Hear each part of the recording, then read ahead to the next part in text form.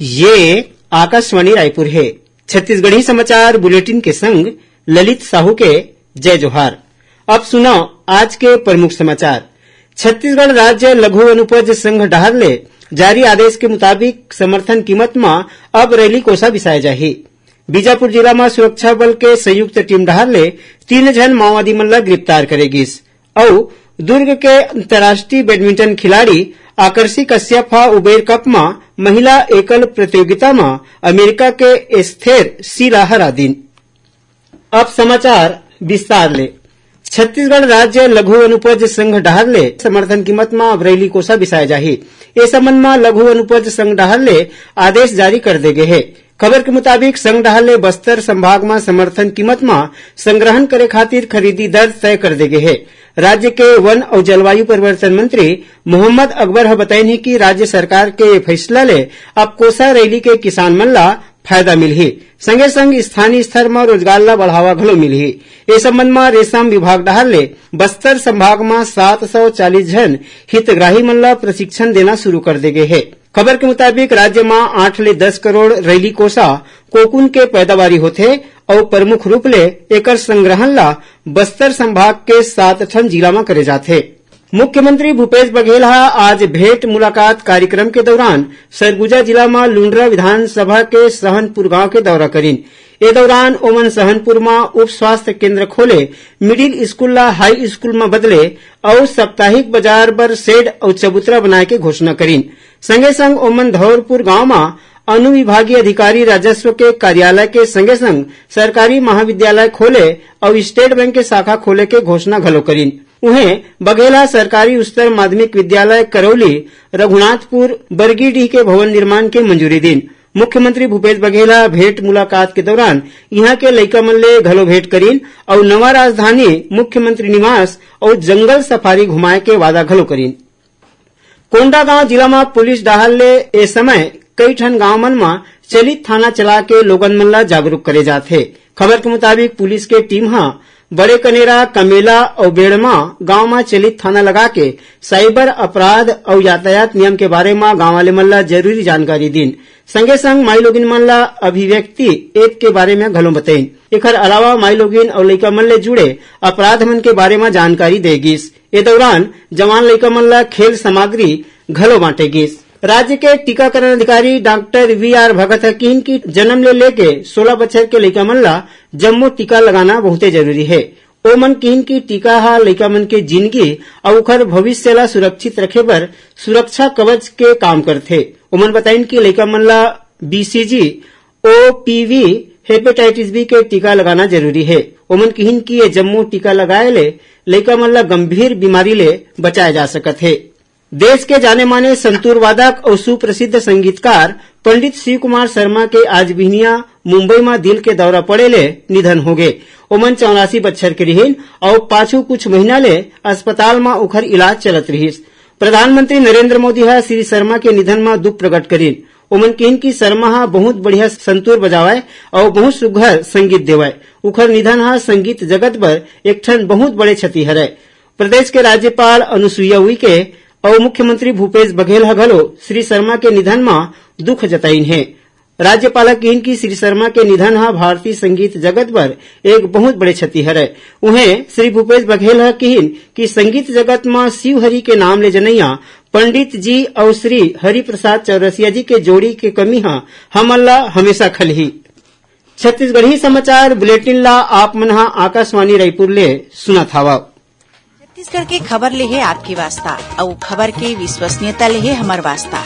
आकाशवाणी समाचार रायपुर के प्रादेशिक समाचार बुलेटिन के संगे संग हमार समसामयिक कार्यक्रम आप रेडियो के संग अपन मोबाइल में घलो सुन सकत हो। आकाशवाणी समाचार फेसबुक, ट्विटर और यूट्यूब में घलो हावय।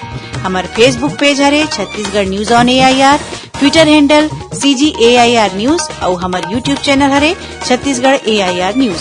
तो अब रेडियो के संगे संग आपके मोबाइल के माध्यम ले हम आप तक पहुंचत हन। छत्तीसगढ़ के हर खबर पर सुनत रहो आकाशवाणी समाचार। अब आगू बढ़बो बाँचे समाचार को थी। सुनैया मल्ला बता दन की आजादी के अमृत महोत्सव ऊपर आकाशवाणी समाचार डहाले राष्ट्रीय स्तर में राखे गए प्रश्न उत्तरी के तहत आज के प्रश्न है आंध्र प्रदेश के ओ लोकप्रिय गायक के नाम बताओ जेला अंग्रेज मन हा भारत छोड़ो अभियान के दौरान देशभक्ति गीत गाय मा गिरफ्तार करे रहीन। सन 1970 में ये गायक ला पद्मश्री ले सम्मानित करेगिस। श्रोता मन अपन उत्तर व्हाट्सएप नंबर 8826546262 या ईमेल आईडी amritmahotsav@prasarbharati.gov.in में भेज सकत है। भाग्यशाली प्रतिभागी ला विजेता के रूप में चुने जाही और काली के समाचार प्रभात में विजेता के नाव के घोषणा करे जाही। विजेता मन ला ई प्रमाण पत्र और सांकेतिक पुरस्कार दे जाही। बीजापुर जिला में सुरक्षा बल के टीम डहार ले 3 जन माओवादी मन ला गिरफ्तार करे गए है। मिले खबर के मुताबिक केंद्रीय रिजर्व पुलिस बल कोबरा बटालियन और जिला पुलिस बल के टीम हा तलाशी अभियान में निकले रहीस। तब है पामेड़ क्षेत्र के एमपुर के जंगल ले ये तीनों जन माओवादी मन ला गिरफ्तार करेगिस। गिरफ्तार करे गए माओवादियों पर माओवादी गतिविधि में शामिल होने के आरोप है।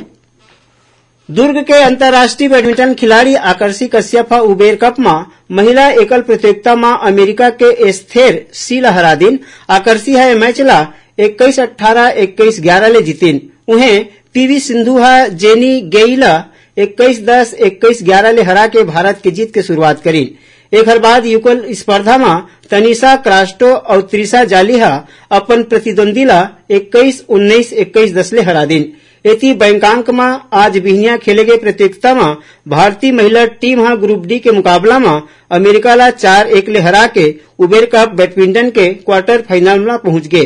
पहले मैच में कनाडा ला 4-1 ले हरैया भारतीय टीम के सरलक दूसरिया जीत हरे, जेखर ले ग्रुप में भारतीय टीम हा सब ले ऊपर हवे।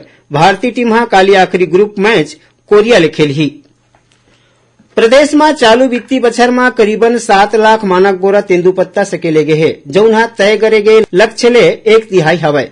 एकर सकेले के काम ला 7,81,000 ले ज्यादा तेंदूपत्ता संग्राहक मन डहार ले करे गए है। खबर के मुताबिक गरियाबंद वन मंडल में सब ले ज्यादा 71,576 मानक बोरा तेंदूपत्ता ला सकेले गए है। आधिकारिक जानकारी के मुताबिक तेंदूपत्ता सकलैया मन ला 279 करोड़ रुपया के भुगतान करे जाही। अब पेश है मौसम के हाल। भीषण चक्रवात आसानी के अवैया 24 घंटा में कमजोर होके चक्रवाती तूफान के रूप में लेके संभावना है। ये चक्रवात के सेती छत्तीसगढ़ के मौसम में बदलाव घलो आ सकत है। राज्य में हवा के दिशा में बदलाव होए और बंगाल के खाड़ी ले अवैया ठंडा हवा के सेती तापमान में गिरावट आ सकत है। आसानी के तूफान के असर ले राज्य के कुछ एक जगह में बूंदाबांदी हो सकत है। अब थोरकुन समाचार सार में सुन लो।